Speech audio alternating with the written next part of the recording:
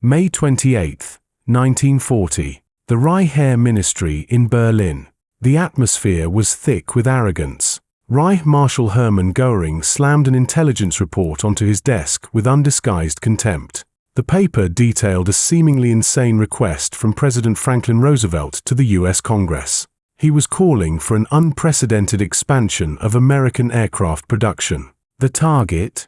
A capacity to manufacture 50,000 planes annually. Goering laughed. "The Americans are desperate if they believe such propaganda will frighten us," he sneered to his staff. "They know nothing of war production. Let them try to convert their automobile factories. They will soon learn that building high-performance warplanes requires more than simple assembly lines." But what Goering failed to grasp was a fatal miscalculation. While he sat in Berlin mocking the numbers, a Danish immigrant in Detroit named William Knudsen was already proving him wrong. This former General Motors president had just walked away from a $300,000 salary to work for his adopted nation for exactly $1 a year. As Roosevelt's production chief, Knudsen wasn't just building factories. He was orchestrating the most ambitious industrial transformation in human history. Goering said it was impossible, but within 4 years, American factories would not produce the 50,000 aircraft he dismissed. They would produce nearly 100,000 planes every single year. They would do this while simultaneously supplying 2 massive theaters of war across opposite oceans. But how did they pull off this miracle? And why did the Nazis refuse to believe it until the bombs were already falling? The proclamation that triggered German laughter came on May 16, 1940. As German panzers raced through France, crushing resistance, Roosevelt stood before Congress. He declared, "I should like to see this nation geared up to the ability to turn out at least 50,000 planes a year." The reaction wasn't just laughter in Berlin. It was skepticism at home. Even America's allies were doubtful. You have to look at the numbers to understand why. In 1939, the entire United States had produced just 3,611 military aircraft. The Army Air Corps possessed only 1,700 combat planes, and many were already obsolete. Yet, Roosevelt was demanding a 14-fold increase. It sounded like fantasy. William Knudsen became the architect of this fantasy. When asked who could possibly achieve such impossible production numbers, presidential advisor Bernard Baruch had a simple answer. He said, "First, Bill Knudsen. Second, Bill Knudsen. And third, Bill Knudsen." Knudsen brought the brutal efficiency of automotive mass production to the delicate art of aircraft manufacturing. The transformation began immediately. By December 1941, American factories were already churning out 2,000 military aircraft every month. That was a 20-fold increase from just 2 years prior. The Ford Motor Company announced plans for a massive bomber plant at Willow Run, Michigan, a factory so large it had its own weather patterns. Boeing expanded its Seattle facilities. Douglas Aircraft hired thousands of new workers. The arsenal of democracy was finally awakening. So, why did the Nazis miss this? Their dismissal of American capabilities stemmed from 2 things: racial prejudice and willful blindness. General Friedrich von Boeticher was the German military attaché in Washington from 1933 to 1941. He was actually a competent observer. He sent accurate, detailed reports back to Berlin describing the terrifying speed of American industrial mobilization. In a cable from December 1940, he warned his superiors clearly, American war production will reach unimaginable heights. But in Berlin, these warnings were tossed aside. They were labeled as defeatist exaggeration. When Boeticher met Hitler in February 1939 to discuss American potential, the Führer wasn't interested in data. He went on a rant about American racial degeneracy. Instead of listening to intelligence assessments, Hitler proclaimed Americans to be, quote, half Judaized, half negrified, and therefore biologically incapable of sustained warfare. He believed a mixed society could never possess the discipline of the Aryan race. This ideological blindness would prove fatal. The prejudice permeated all levels of the high command. Luftwaffe intelligence received reports of American women entering aircraft factories, the famous Rosie the Riveters. Instead of seeing this as a sign of total war mobilization, They dismissed it as a sign of American desperation. They simply couldn't conceive that a messy democracy could outproduce a totalitarian command economy. When reports arrived stating that American factories were running 3 shifts a day, 24 hours, non-stop, German analysts just shook their heads. They assumed it was a lie. They assumed it was propaganda. They were wrong. And soon, the roar of American engines over the skies of Europe would be the only proof they needed. The Nazi worldview simply couldn't accommodate American reality. They believed in will. Americans believed in logistics. Nothing embodied this American ambition quite like Ford's massive Willow Run plant. Constructed on raw farmland beginning April 18, 1941, it grew into a monster. It became the world's largest factory under one roof, covering 3.5 million square feet with an assembly line that stretched for a full mile. Charles Sorensen, Ford's tough production chief, made a promise that sounded insane to military ears. He promised to build one B-24 Liberator bomber every single hour. At the time, other factories were struggling to manage one per day. But ambition is messy. The initial results were catastrophic. The first bomber wasn't completed until September 1942, and it was so poorly made it required complete rebuilding. Quality control failures reached 50%. By February 1943, Willow Run was producing just 56 bombers a month against promises of hundreds. The critics were merciless. They jokingly dubbed the plant, "Will it run?" But Ford engineers persevered. They attacked the problem with automotive logic. They broke the B-24's 488,193 parts into manageable sub-assemblies. They developed hydraulic riveting tools, prefabricated wiring harnesses, and installed moving assembly lines. They somehow accommodated 578 design changes in 1943 alone, all while maintaining production speed. The tide turned. By September 1943, monthly production jumped to 148 bombers. By December, it hit 365. But the true breakthrough came in April 1944. That month, Willow Run produced 428 B-24s. That is one massive heavy bomber rolling off the line every 63 minutes, 24 hours a day. Think about that statistic. By 1944, this single factory in Michigan was outproducing the entire German aviation industry. On the other side of the Atlantic, German pilots began to feel the weight of these numbers. They first recognized American production superiority during the Tunisia campaign. Major Johannes Steinhoff, commanding Fighter Wing JG-77, noted in December 1942 with growing dread, "The American pilots are no longer amateurs. Most disturbing, there are more of them every day." This revelation accelerated through 1943. January 27th marked the first American raid on Germany itself, with 64 bombers attacking Wilhelmshaven. The battles grew bloodier. By October, during the disastrous Black Thursday raid at Schweinfurt, the Americans lost 60 B-17s. In any other war, that would be a crippling blow. But the Americans replaced them within 2 weeks. The mathematics had become inescapable. Then came Big Week, February 20th to 25th, 1944. The 8th and 15th Air Forces mounted 3,500 bomber sorties against German aircraft production. The Luftwaffe lost between 262 and 355 fighters. But more critically, they lost approximately 100 irreplaceable veteran pilots. General Adolf Gorland reported a grim reality to Reich Marshal Goering. Germany was losing 1,200 fighters monthly while only producing 1,000. America, meanwhile, was producing 2,500 fighters monthly while losing only 400. It was a war of attrition that Germany could not win. Major Heinz Bahr, one of Germany's top aces with 220 victories, described the terror of this disparity during a January 1944 mission over Brunswick. He looked up and saw the end of the war.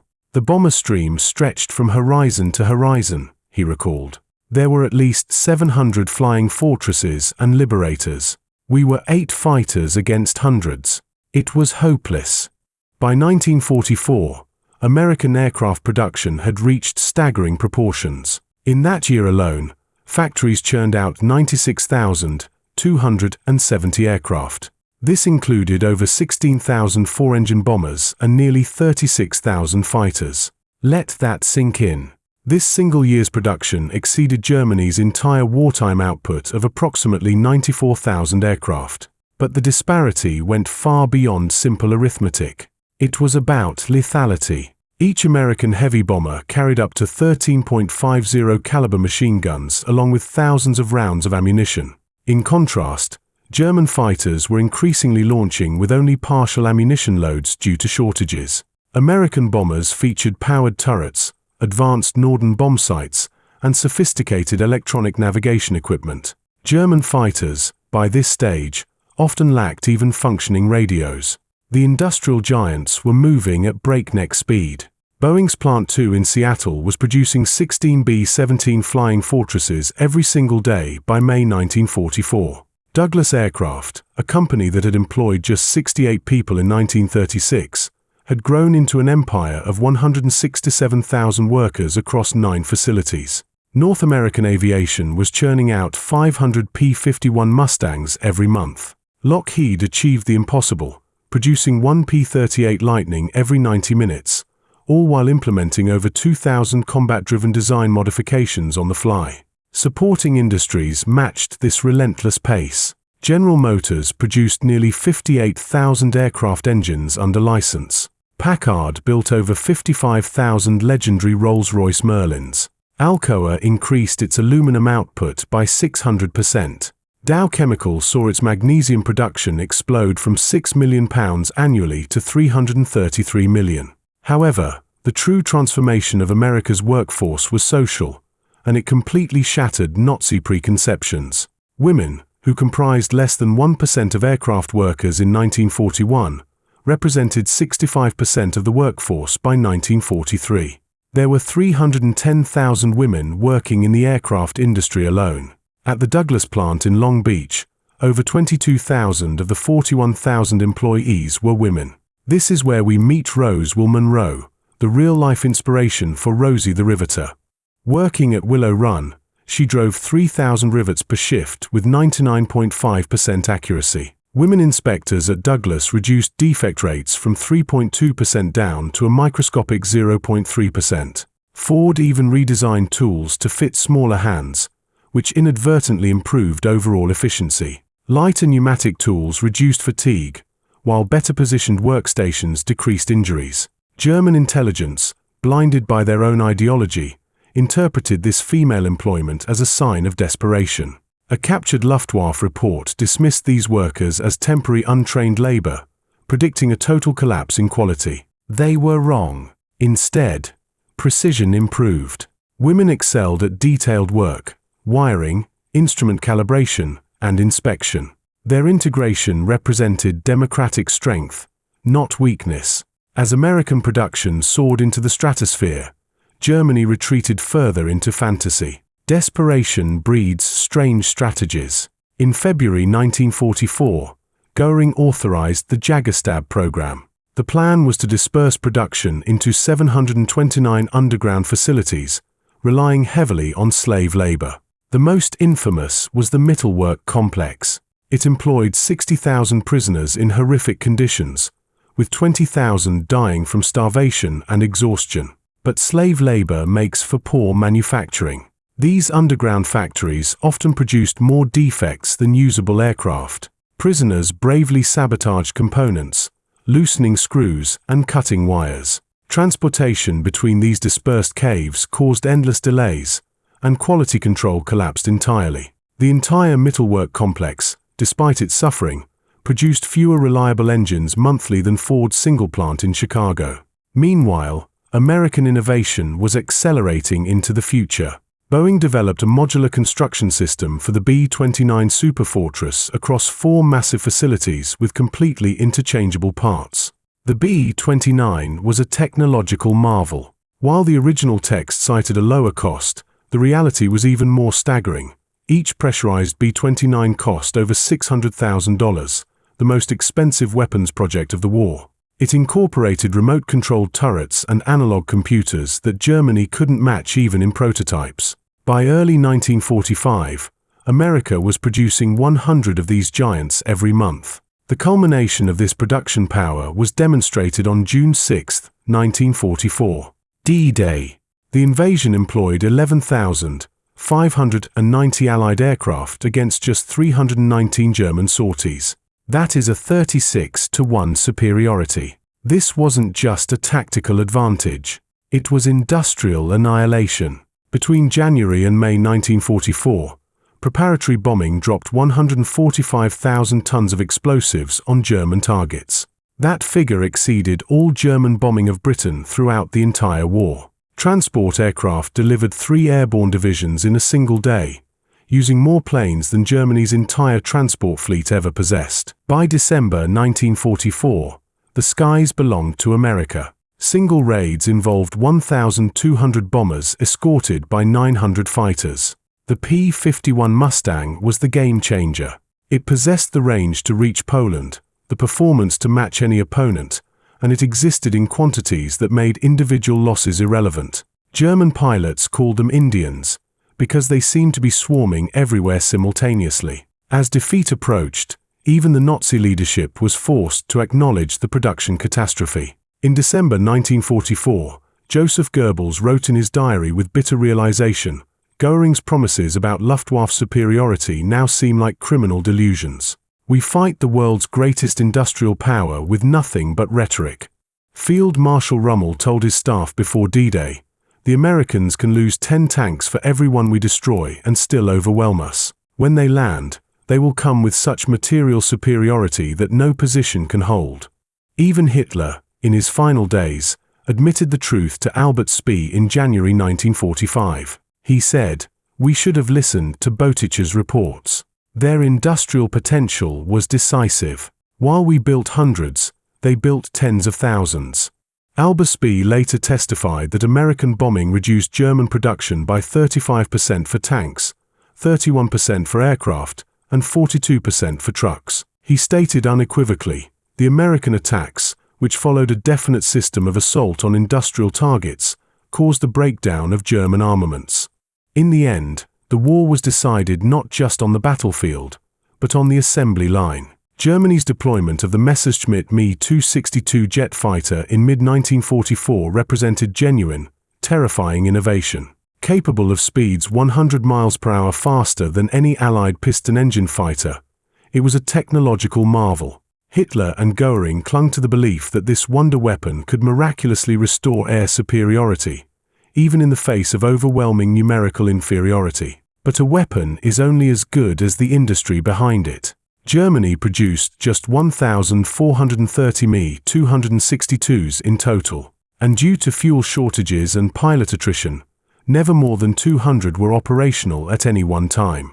The reality of their construction was grim. The Junkers Jumo engines were a nightmare of logistics. Because critical heat-resistant alloys like chromium and nickel were unavailable, engineers were forced to use inferior substitutions. The result? Engines that required a complete overhaul after just 10 hours of flight time. Often, they would catch fire or melt before they even reached that limit.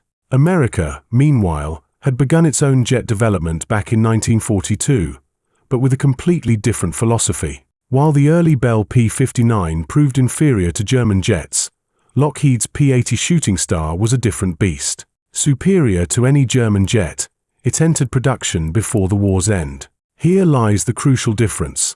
American industrial depth allowed the simultaneous pursuit of multiple technologies.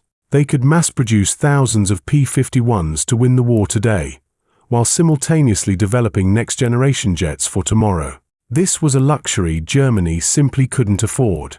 The contrast epitomized the outcome of the production war. Germany's technological superiority in jets meant nothing against America's ability to overwhelm them with conventional power. In total war, quality without quantity proved worthless. The end of the dream came crashing down for the Reich Marshal. Hermann Goering's arrest on May 8, 1945, by elements of the US 36th Infantry Division, marked the beginning of his brutal confrontation with reality. Initially, he remained defiant. At the interrogation facility in Augsburg, he maintained that German technology had been superior to the very end, claiming it was only overcome by brute numbers. But his subsequent transfer to Camp Ashcan in Luxembourg the dedicated high-security facility for ranking Nazi prisoners, brought intensive interrogation. And it was there that he would finally be forced to answer for his arrogance.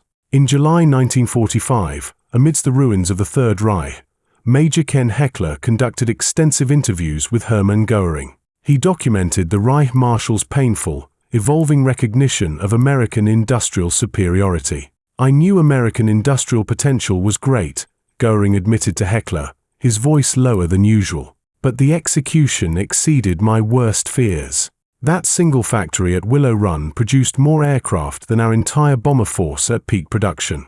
It was incomprehensible." He expressed particular astonishment at American logistics. He told his captors, "Your ability to supply forces across 2 oceans while maintaining domestic production. This was beyond our conception. We couldn't adequately supply forces 500 miles from Germany. You supplied armies 5,000 miles from America." Later, during his trial at Nuremberg, prosecutors presented Goering with overwhelming evidence of this superiority. They didn't just use words. They used charts showing America producing more aircraft in a single month by 1944 than Germany managed in an entire year.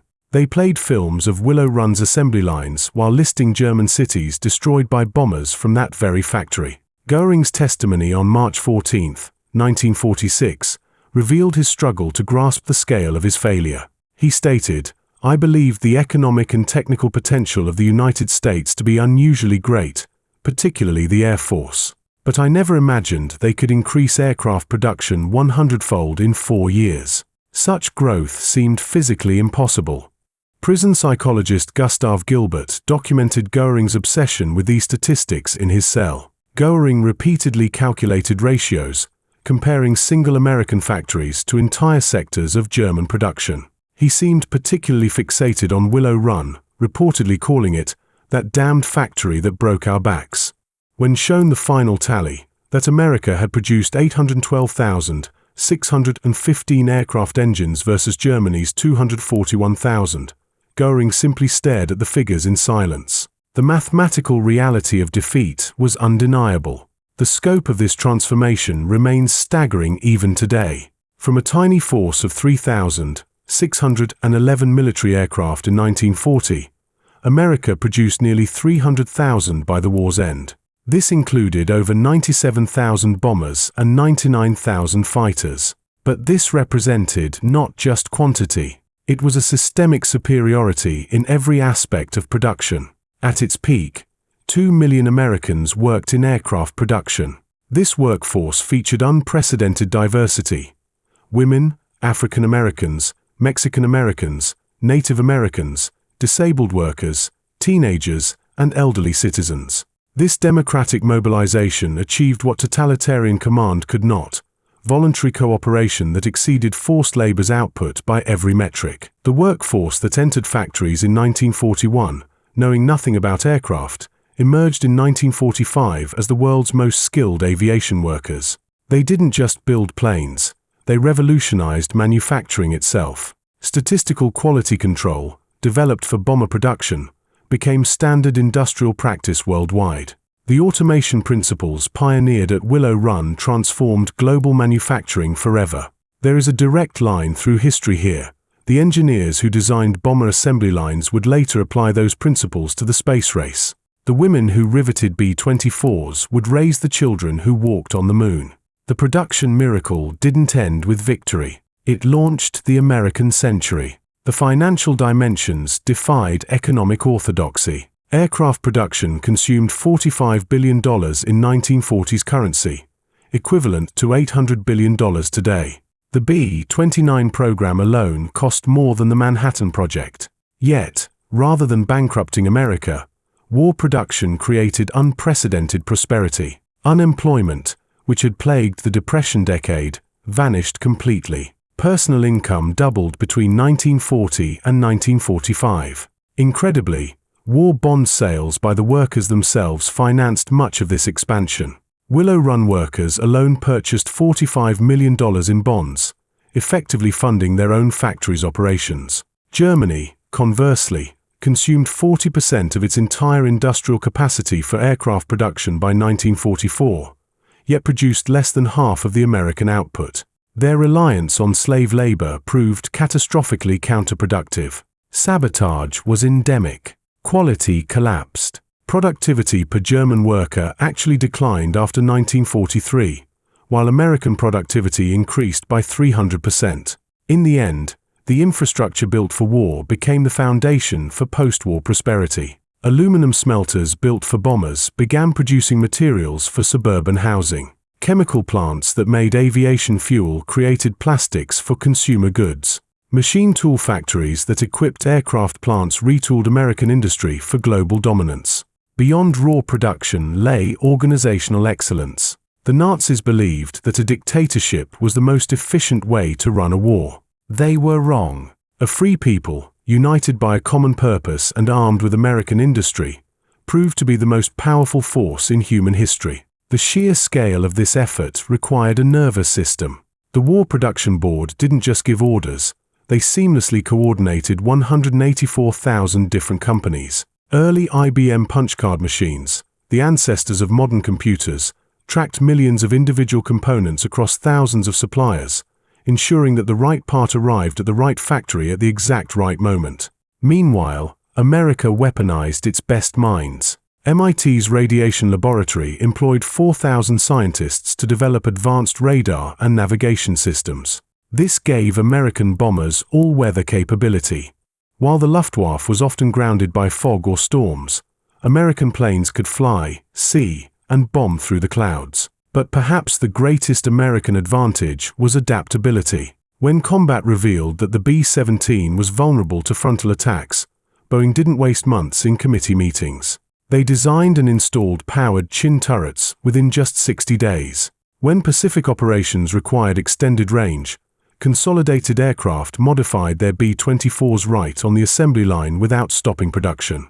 The contrast was stark. German modifications took months or even years to implement due to bureaucracy and rigid tooling. American improvements took weeks. This adaptability proved as decisive as the production volume itself. American aircraft evolved continuously based on global combat experience. A feedback loop of unprecedented efficiency was created. Information flowed from the blood-soaked beaches of the Pacific to the production lines of the Atlantic within days. A pilot's observation became an engineer's solution, which became an assembly line worker's suggestion. This democratic flow of information proved vastly superior to the rigid, hierarchical command structure of the Nazis. While German aircraft produced in isolated underground caves remained static, American designs improved every single week. The story ends where it began, with Hermann Goering. On October 15, 1946, just hours before his scheduled execution, the former Reich Marshal wrote his final letter. In it, he made his most complete admission of the production war's significance. He wrote, "The Americans won through industrial power, not military prowess. We were not defeated by better soldiers, but by better factories. The nation we dismissed as capable only of building consumer goods buried the Wehrmacht under an avalanche of aluminum and steel." His last recorded statements to prison psychologist Gustav Gilbert were equally revealing. He said, "We declared war on an industrial giant while it slept. When it awoke, we were doomed. They didn't just outproduce us. They revolutionized production itself. Every aspect of their system proved superior to ours." Goering committed suicide that night by biting into a cyanide capsule, escaping the hangman's noose. But his final testimony stands as history's verdict on the production war. The man who had once laughed at American capabilities died knowing that a single American factory had exceeded his entire Air Force's lifetime production. Military historians today consider the American production achievement the single most decisive factor in the Allied victory. Without the overwhelming material superiority it provided, D-Day would have been impossible. The strategic bombing campaign would have been unsustainable, and the Pacific War would have been unwinnable. Richard Overy, the leading historian of the air war, concluded simply, the outcome was determined not by fighting spirit or tactical brilliance, but by the weight of material.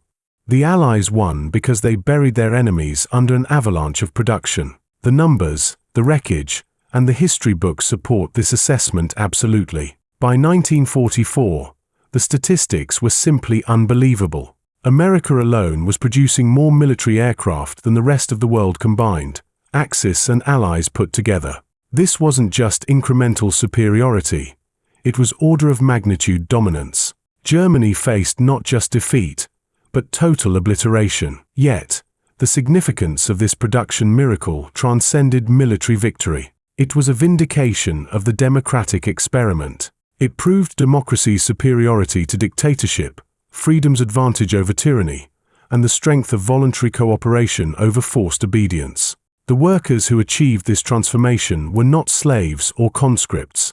They were free citizens united by a common purpose. Hermann Goering's dismissal of American production capacity stands as history's most catastrophic miscalculation. His contempt for democratic industrial potential cost Germany the war and millions of lives. His failure to recognize American capabilities sealed the Third Reich's fate before the first heavy bomber even reached German skies. The transformation from 3,000 to 100,000 aircraft annually demonstrated a fundamental truth: that free societies, when facing existential threats, can achieve the impossible.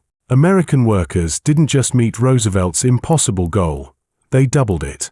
They didn't just match German production, they exceeded it fivefold, all while simultaneously fighting a naval war across the Pacific. There is a lesson here that echoes through the ages. Today's leaders would do well to remember Goering's mistake. Dismissing democratic nations as weak because they prefer peace, or underestimating a free people's capacity because they prioritize prosperity over conquest, invites catastrophic miscalculation. America in 1940 appeared unprepared, divided, and unwilling to fight. By 1944, it had become an unstoppable industrial colossus.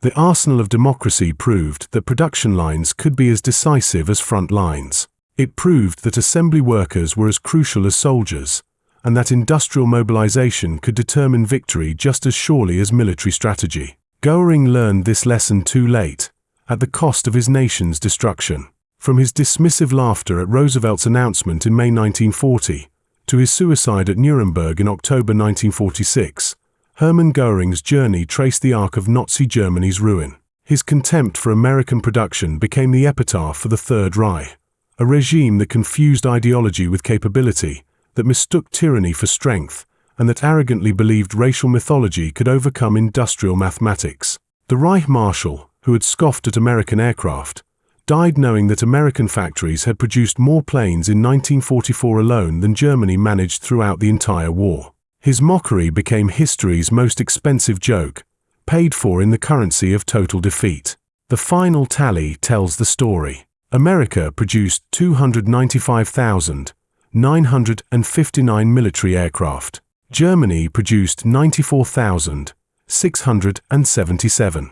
But the real victory lay not in the numbers, but in the method. It proved that free workers could outproduce slaves. It proved that a nation of immigrants and diverse citizens could unite to achieve the impossible. The B-24 bombers rolling off Willow Run's assembly line every 63 minutes weren't just aircraft. They were democracy's answer to tyranny. Each rivet was driven by a woman who had been a housewife months earlier. Each engine was built by a teenager who had left high school to serve. Each wing was assembled by workers who had fled poverty and discrimination. Together, they proved that free peoples, when united in a righteous cause, could bury tyranny under an avalanche of production. Hermann Goering laughed at the idea of America producing 50,000 planes a year. America responded by producing twice that many, transforming global history in the process. In the end, Goering's laughter was silenced. He was buried by the very thing he despised: 300,000 American aircraft that turned his contempt into history's most complete defeat.